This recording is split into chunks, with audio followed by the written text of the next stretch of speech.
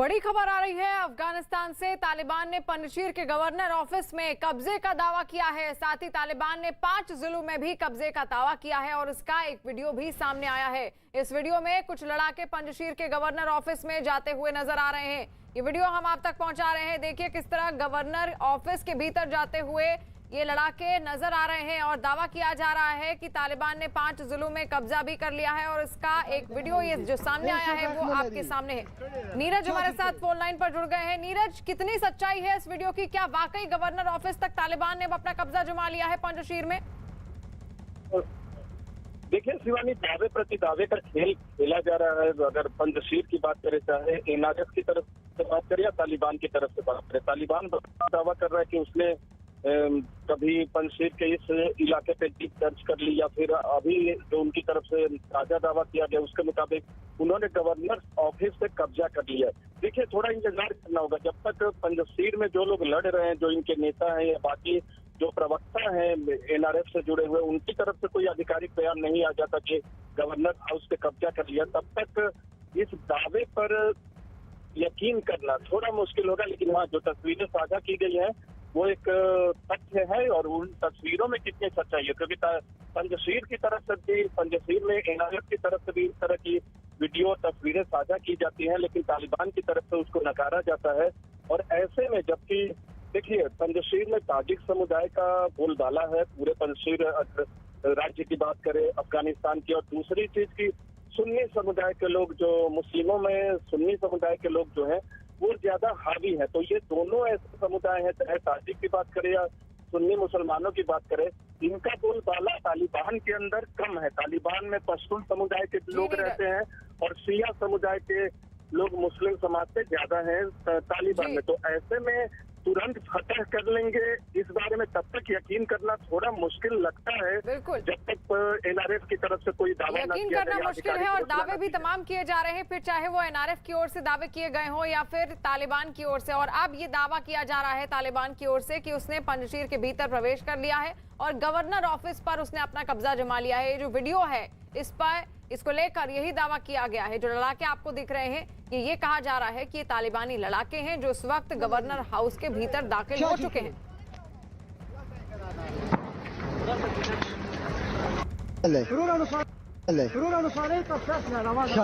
सही है माशाल्लाह। ये चाहते ज्यादा मोर के मख्तलाफ शुरू वाली तने नवजी हे सो का हक न लरी क्या शुरू करे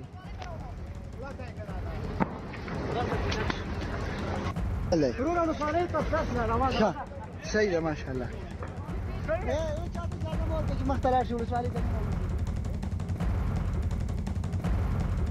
और कल ही हमने आपको एक वीडियो दिखाया था जहां पर कुछ तालिबानी लड़ाके इस बात का जश्न मनाते हुए फायरिंग कर रहे थे कि उन्होंने पंजशीर पर अपना कब्जा जमा लिया है। और अब तालिबान ने उन्हीं कुछ लड़ाकों पर कार्रवाई भी की है, जहां पर आपको बता दें कि उन लड़ाकों पर कार्रवाई की गई है जो जश्न मना रहे थे। इस बीच तालिबान ने उन लड़ाकों के खिलाफ कार्रवाई की बात कही जिन्होंने काबुल में फायरिंग पर जश्न मनाया। 2 दिन पहले पंजशीर में तालिबान के कब्जे की खबर के बाद कुछ लड़ाकों ने काबुल में फायरिंग कर जश्न मनाया था। अब तालिबान ने उन लड़ाकों से हथियार वापस लेने और शहर से बाहर करने की बात कही है।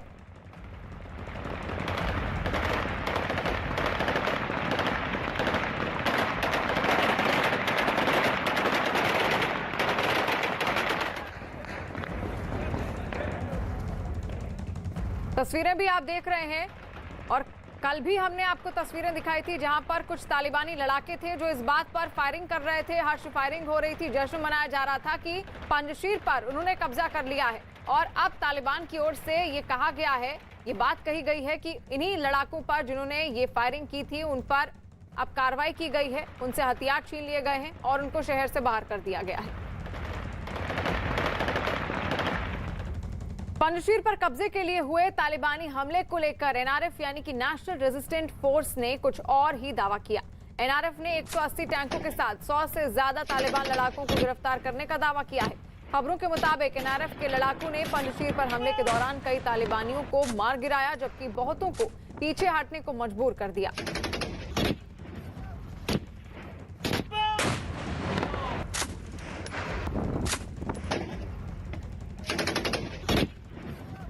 तस्वीरें आप देख रहे हैं, ये पंजशीर इलाके की तस्वीरें हैं जहां पर अब भी लगातार जंग जारी है। तमाम दावे किए जा रहे हैं एनआरएफ की ओर से भी और तालिबान की ओर से भी। अब ये नया दावा किया जा रहा है तालिबान की ओर से कि उसने पंजशीर के भीतर प्रवेश कर लिया है और गवर्नर हाउस पर अब उसने अपना कब्जा जमा लिया है।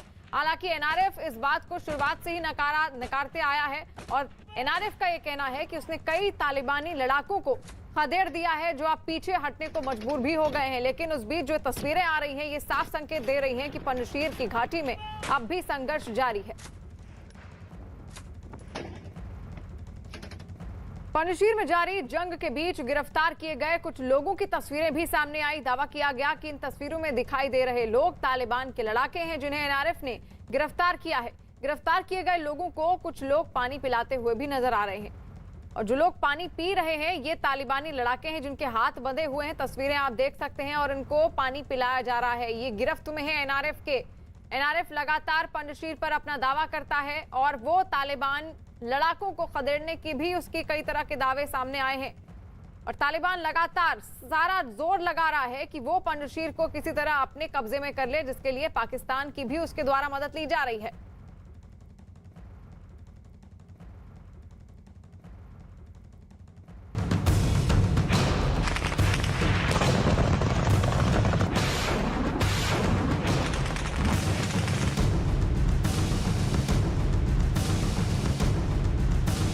जिम्मेदार कौन है? इसके जिम्मेदार पाकिस्तान के उलमा हैं।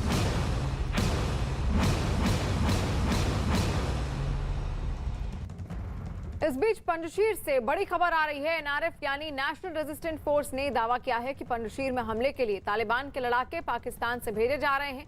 एनआरएफ की ओर से एक वीडियो भी जारी किया गया है। इस वीडियो के जरिए इस बात का दावा किया गया है कि पंजशीर में तालिबान के जो लड़ाके हमला कर रहे हैं वो पाकिस्तान से आए हैं।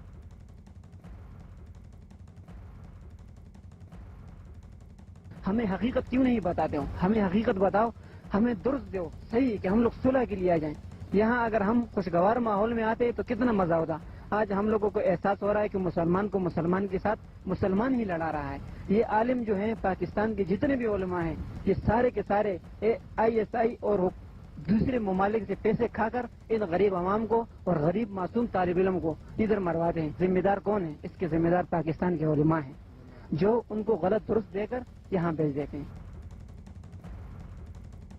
पाकिस्तान ISI तालिबान को बोलता है कि आप कश्मीरियों का आवाज़ निकाल दीजिए, हम तुम्हारे लिए कश्मीर में काम करता है, आप हमारे लिए पंजशीर को आज़ाद करें। इससे कल 7 तरह लोगों, अभी सुबह मुझे फ़ोन आया, आज सुबह मुझे फ़ोन आया कि कल 7 बड़े बस फौजी पाकिस्तानी फौज का आया है।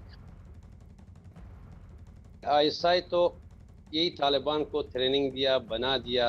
अभी तालिबान कुछ दिनों में जो है 15 अगस्त से काबुल सब अफगानिस्तान के कब्ज़े में आया। इन लोग नहीं कर सका कि अपनी सरकार चलाने में, जैसा पहले जॉन केरी आ रहा था अफगानिस्तान में, अमेरिका फॉरेन मिनिस्ट्री, अभी ISI जो ये सब के पीछे ISI आया कि तालिबान के अंदर बातचीत करे। तालिबान के अंदर भी बहुत लफड़ा हो गया, डरा रहा है कई दिनों से। और बहुत सारे दावे किए जा रहे हैं। पंजशीर में लगातार घमासान जारी है और तालिबान को पहले ये बहुत आसान लग रहा था कि वो पंजशीर पर आसानी से अपना कब्जा जमा लेगा, जिसके लिए उसने पूरा ध्यान पंजशीर पर लगाया। लेकिन अब उसके लिए ये जंग और ज्यादा मुश्किल होती जा रही है। पंजशीर पर कब्जे के लिए खूनी जंग जारी है और जितनी आसानी से तालिबान ने अफगानिस्तान पर कब्जा किया था, पंजशीर पर कब्जा करना उसके लिए उतना ही मुश्किल होता जा रहा है, क्योंकि पंजशीर की घाटी में एनआरएफ के लड़ाके ऊंचाई वाले ठिकानों पर डेरा डाले हुए हैं और उससे निपटना तालिबान के लिए टेढ़ी खीर अब साबित हो रहा है। पंजशीर में जबरदस्त जंग जारी है। गोलियों की तड़तड़ाहट और बमों के धमाकों से पूरी घाटी गूंज उठी। खबर है कि तालिबान ने पंजशीर पर कब्जे के लिए हमला किया था, लेकिन उन्हें कामयाबी नहीं मिली। एनआरएफ का दावा है कि उसने 200 तालिबानी पकड़े, जबकि तालिबान के कई लड़ाकों के मारे जाने की भी खबर है। हालांकि इससे पहले तालिबान ने पंजशीर पर कब्जा कर लेने का भी दावा किया, लेकिन पंजशीर में एनआरएफ ने दावा किया कि उन्होंने कई तालिबान लड़ाकों को मार गिराया है और उनके कब्जे में है।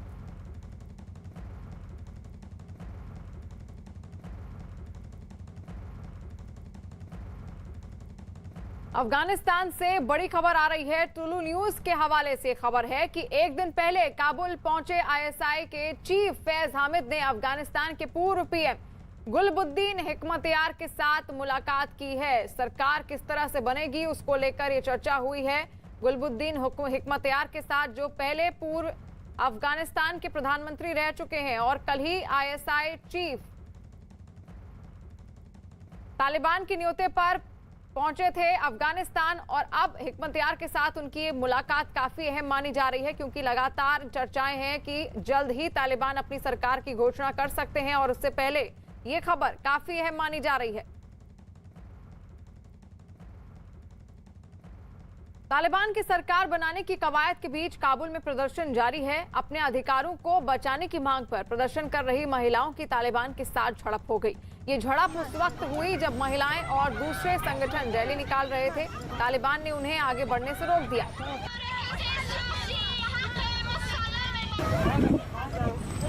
तस्वीरें आप देखिए, काबुल की तस्वीरें हैं और महिलाएं किस तरह प्रदर्शन कर रही हैं। मोर्चा संभाल लिया है अब महिलाओं ने तालिबान के खिलाफ, तालिबान की नीतियों के खिलाफ अब सड़कों पर महिलाएं उतर आई हैं और लगातार जोरदार प्रदर्शन उनके द्वारा किया जा रहा है।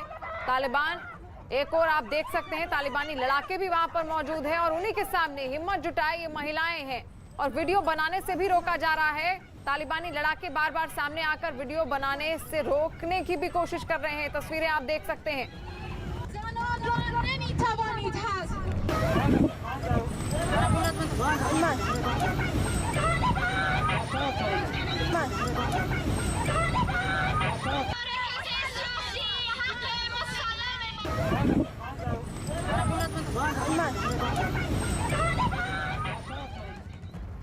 बड़ी खबर आ रही है अफगानिस्तान से। वहां काबुल में एयरपोर्ट को खोल दिया गया है। काबुल एयरपोर्ट से घरेलू उड़ानें फिर से अब शुरू हो गई हैं। अमेरिकी सेना की वापसी के बाद एयरपोर्ट को बंद कर दिया गया था और लगातार हमने तस्वीरें भी दिखाई थी जब अमेरिकी सेना वहां पर मौजूद थी, किस तरह के हालात वहां पर थे। अफगानी नागरिक लगातार काबुल एयरपोर्ट पर ही बैठे हुए थे क्योंकि वो चाहते थे कि किसी तरह अफगानिस्तान से वो बाहर निकल जाएं। और जैसे ही अमेरिका वहां से गया उसके बाद सारी उड़ानें बंद कर दी गई थी, लेकिन एक बार फिर से अब सभी उड़ानों को खोल दिया गया है, एयरपोर्ट को खोल दिया गया है और घरेलू उड़ानों को अब अनुमति है।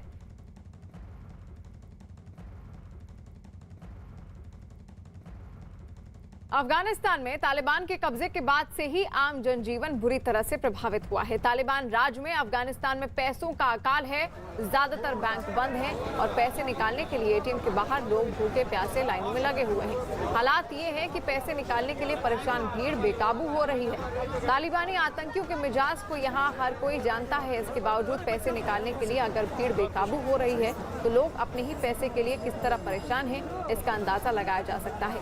नकदी के संकट को देखते हुए बैंकों ने एटीएम से कैश की निकासी सीमा को कम कर दिया है। ऐसे में अब अफगानी नागरिक एटीएम से केवल $200 तक की नकदी निकाल सकते हैं।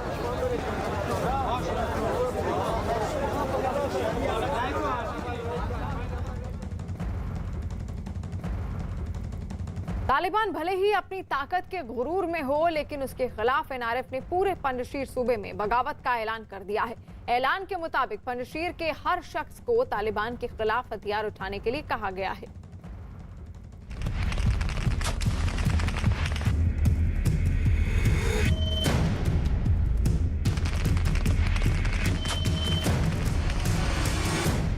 पंजशीर में जारी है जंग।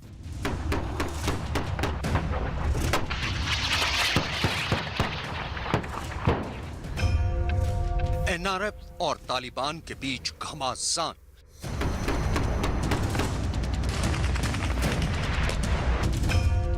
काबुल पहुंचे आईएसआई चीफ फैज हामिद।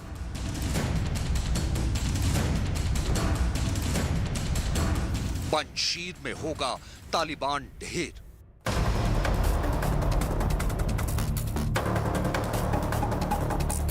अफगानिस्तान की सियासत के बिसात पर जारी शह और मात का खेल और भी पेचीदा होता जा रहा है। दरअसल एक तरफ तालिबान अफगानिस्तान में अपनी सरकार बनाने की तैयारी कर रहा है, लेकिन दूसरी तरफ वो पंजशीर में एनआरएफ के लड़ाकों से जंग लड़ रहा है।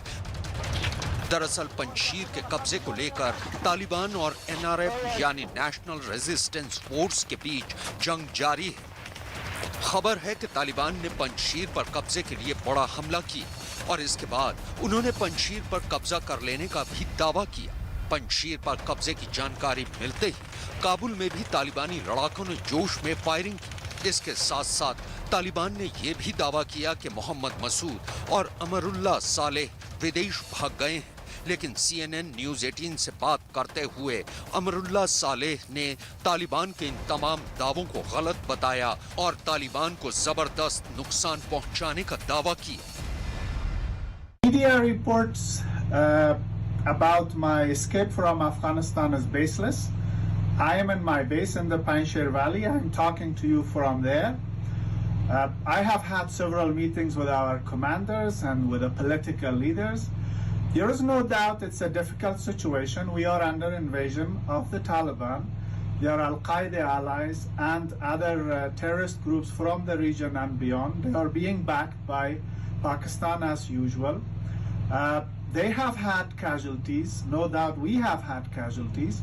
Yesterday I attended the funeral of my fallen brothers who lost their lives in this sacred and holy defense of Afghanistan. The reason for sharing this video with you is to assure you that all the reports regarding my escape are false. It's propaganda, it's fake news. I am here. We will not escape. We will not surrender. We are standing for Afghanistan. Resistance is continuing. इस बीच NRF यानी national resistance force ने ख्वात में तालिबान को बड़ा नुकसान पहुंचाने का दावा किया है। खबर है कि एक दिन पहले ख्वात में करीब 1000 तालिबानी लड़ाके पहुंचे थे। इनमें से करीब 300 लोग भाग गए, जबकि 200 से ज्यादा लोगों को पकड़ लिया गया। NRF का कहना है अगर अमेरिका उनका साथ दे तो वो तालिबान को अफगानिस्तान से उखाड़ फेंकेंगे। यूएस अगर किसी भी तरह का इक्विपमेंट सपोर्ट, मॉरल सपोर्ट, और यूएस ही क्यों, बाकी वो सभी देश जो मानवता में विश्वास करते हैं, अगर वो पंजशीर के लड़ाकों का साथ दे तो इसमें कोई डाउट नहीं है कि तालिबान को काफ़ी नुकसान होगा और अफगानिस्तान को वापस मेन स्ट्रीम में लाना आसान होगा। दरअसल पंजशीर तालिबान की दुखती रग है। इससे पहले भी 1996 से 2001 में बनी पहली तालिबानी सरकार भी पंजशीर पर कभी भी कब्जा नहीं कर पाई थी। इस बार एक बार फिर तालिबान के लिए पंजशीर में NRF एक बड़ी चुनौती बना हुआ है। NRF के मुताबिक कई तालिबानी नेता और उनके गुट NRF में शामिल हो रहे हैं और ये वीडियो इस बात की तस्दीक कर रहा है। इनमें NRF के लीडर अहमद मसूद को बदखशा में उन तालिबानी लड़ाकों का स्वागत करते देखा जा सकता है जो तालिबान का साथ छोड़कर उनके लिए लड़ने को तैयार है। तालिबान अपने आप को बड़ा समझता हो, लेकिन पंजशीर का जो जज्बा है, जो लड़ने का जज्बा है, जो जान देने का जज्बा है, अपनी ज़मीन की रक्षा करने का जज्बा है, मुझे नहीं लगता कि तालिबान उससे पार पा पाएगा। इस सब के बीच एक हैरान कर देने वाली खबर भी सामने आई है और वो ये कि दुनिया भर में बदनाम पाकिस्तानी खुफिया एजेंसी ISI के चीफ फैज हामिद तालिबान के न्योते पर काबुल पहुंचे। ये तस्वीर तालिबान और पाकिस्तान के बीच नापाक साजिश की तस्दीक कर रही है। जानकारी के मुताबिक तालिबान की सर्वोच्च फैसला लेने वाली परिषद ने जनरल फैज हामिद को काबुल आने का न्योता दिया था। ISI चीफ का इस समय अफगानिस्तान दौरा और वो भी तालिबान के सो कॉल्ड इन्विटेशन पर जाना अपने आप में इंडिकेट करता है कि इवन तालिबान पाकिस्तान की सेना से ऊपर ISI को महत्व देता है, क्योंकि ISI ही वो ऑर्गेनाइजेशन है जो उनको हर तरह का सपोर्ट देती है। ये ISI चीफ फैज हामिद का पिछले 15 दिनों में अफगानिस्तान का दूसरा दौरा है। ये 21 अगस्त 2021 की तस्वीर है और इस एक सबूत ने पाकिस्तान और आतंक के सरगनाओं के रिश्ते को पूरी दुनिया के सामने बेनकाब कर दिया था। इसमें पाकिस्तानी खुफिया एजेंसी ISI के चीफ फैज हामिद को तालिबानी नेता मुल्ला अब्दुल गनी बरादर और दूसरे नेताओं के साथ नमाज अता करते साफ देखा जा सकता है। इसका एक मतलब ये भी निकलता है कि पाकिस्तानी खुफिया एजेंसी ISI की लिखी स्क्रिप्ट पर तालिबान नाच रहे हैं। जहाँ तक पाकिस्तान का सवाल है, पाकिस्तान खुलकर लड़ाई में तो साथ दे या ना दे, लेकिन मॉरल सपोर्ट तालिबान को ज़रूर देगा, क्योंकि तालिबान का जो असर पाकिस्तान पर खुद आ सकता है, उससे बचने का उनके पास और कोई तरीका नहीं होगा। अफगानिस्तान की सियासी बिसात पर एक और डरा देने वाली तस्वीर सामने आई है। अफगानिस्तान पर तालिबान के कब्जे के बाद कई ऐसे आतंकियों के चेहरे कैमरे में कैद होने लगे हैं जिनकी झलक दशकों से किसी ने नहीं देखी थी। और इस वीडियो में दिख रहा ये शख्स अमीन उल हक है। गाड़ी में बैठे अलकायदा कमांडर की तस्वीरें जब कैमरे में रिकॉर्ड हुई तो उसने बाकायदा गाड़ी का शीशा नीचे कर दिया और शांत। टोक्यो पैरालंपिक्स में सिल्वर मेडल जीतने वाले गौतम बुद्ध नगर के डीएम सुहास सेल्वई से सीएम योगी ने फोन पर बात की और उन्हें जीत पर उन्हें बधाई दी। तो आपको बता दें कि टोक्यो पैरालंपिक्स में बैडमिंटन में सिल्वर मेडल देश के नाम किया है सुहास सेल्वई ने, और इसी के साथ साथ वो गौतम बुद्ध नगर के डीएम भी हैं। और इस प्रधानमंत्री मोदी ने जहां पर उनको बधाई दी, उसी के साथ साथ उत्तर प्रदेश के सीएम योगी आदित्यनाथ ने भी सुहास सेल्वई को उनकी इस जीत पर बधाई दी है।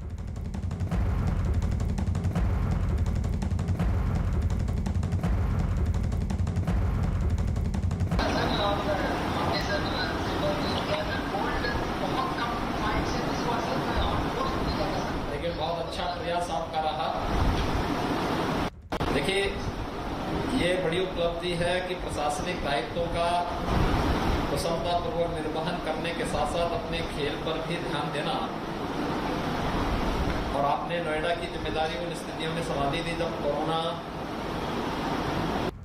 देश में प्रवेश कर रहा था, और आज आपने अपने साथ कोरोना को यहाँ पर गौतम बुद्ध नगर जनपद को सफलतापूर्वक उससे सामना करने के साथ ही कोविड नियंत्रण के उस शासन के लक्ष्य को प्राप्त करने के साथ ही यहाँ पर आज पैरालंपिक में जो उपलब्धि हासिल की है, मेरी ओर से पूरे प्रदेश वासियों की ओर से हृदय से बधाई और शुभकामनाएं। बहुत बहुत बधाई। और अभी से हमारी तरफ से जितने भी वहाँ खिलाड़ी गए हैं, जो भी वहाँ मेडल जीत रहे हैं, सबको हम लोग यहाँ पर सम्मान का एक कार्यक्रम बना रहे हैं। और सबको भी एक अभी से हमारी तरफ से निमंत्रण दीजिए। बधाई, हमारी शुभकामनाएं।